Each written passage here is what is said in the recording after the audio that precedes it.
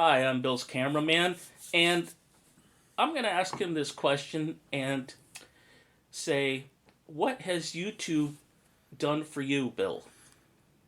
Oh, well, not an easy question to answer. It's been almost 4 years. I didn't realize it had been that long we've been doing videos.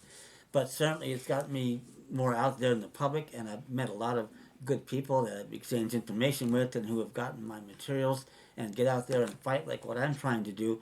And the more of us we have like that, the better, especially in smaller states. Those of you like in the Idahos and the South Dakotas of the world, it doesn't take a lot of people in a state like that to create a lot of problems. But I've had fun doing it. It's given me a chance to, vent some emotions, maybe vent a little spleen from time to time, and just to show people how upset I am with what's going on and how upset all of us should be with the plain usurpation of power that goes on every day, especially in Washington, D.C., my former hometown, by the way, oddly enough. And geez, if I had known 50 odd years ago what was going on and being right where I was, who knows what would have happened in that time frame. But just like the viewers out there, they didn't teach me a damn thing in 10th grade civics or anywhere else either. None of it was there. And that's one of the things I'm trying to do is get, the education out there so people not only get it, but they then discover with a little study of my materials and some other things that you can do that you acquire a lot of confidence and self-esteem that makes your life better all the way around. And it may even be something of a tonic, for, by the way, for getting rid of attitude problems. So those of you that may have some and maybe blame the wrong people or the wrong circumstances, for what's been going on in your life. If you learn how to deal with it and you're able to improve your life, that can make a very big difference in your outlook. And you teach your children to do the same thing before they even get started, and they won't run into all this crap that they've thrown up against us for the last 150 years. And you find yourself locked in a position you have nowhere to go. And for example, you now out in California, especially, we're having a lot of people raising the rents, sky high, which they don't have the right to do, especially corporate uh, landlords, by the way. And anybody wants to send me an email about that, you win in court at gmail.com. I have some arguments here for corporate landlords they're not going to like. And we can beat them every time out, probably even in their own corrupt courts. That's how good this is. There's no landlord tenant relationship, and the landlord has no right in their real estate. That's astounding, but all of it can be proven. So I don't want to get off on a tangent here.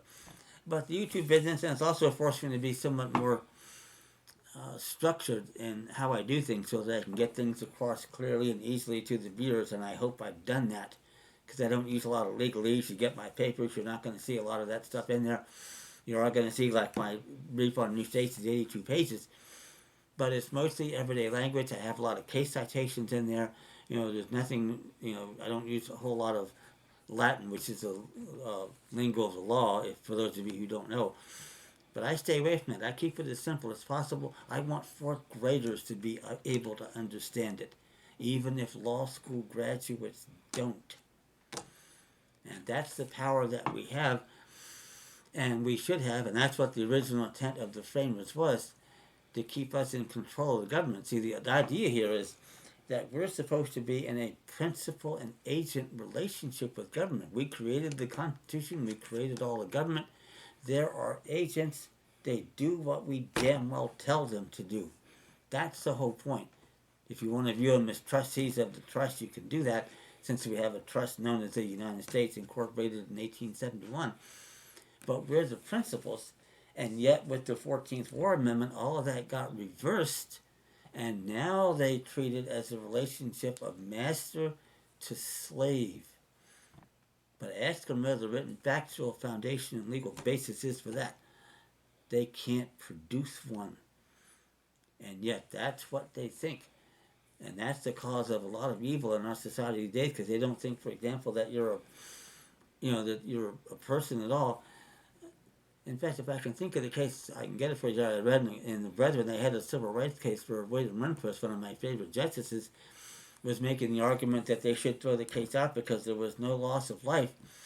And yet 2 people had been murdered in the course of this case by law enforcement thugs.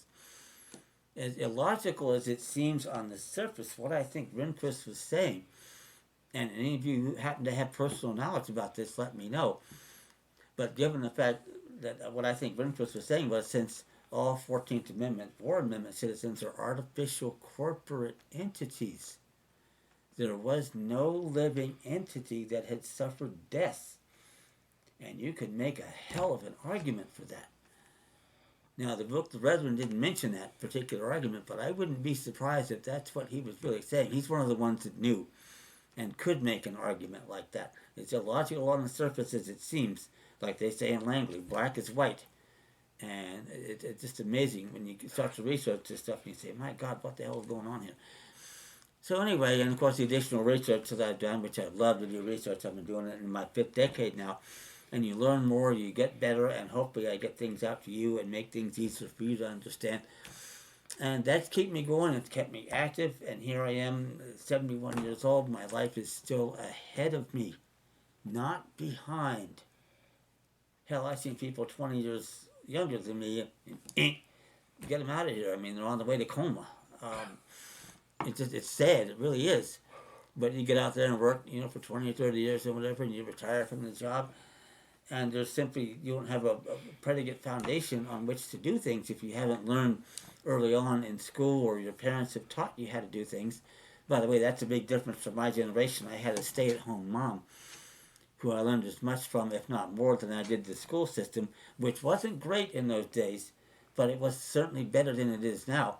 A big reason for which, by the way, was the Montgomery County Board of Education, not the Maryland State Board of Education in Annapolis. That's a big difference. So I get that. So anyway, that's just a brief, recap of what YouTube has done for me and what I hope we continue to work together and do. And like I said, remember to like my videos, tell your friends, and we'll get to the next video. Thank you.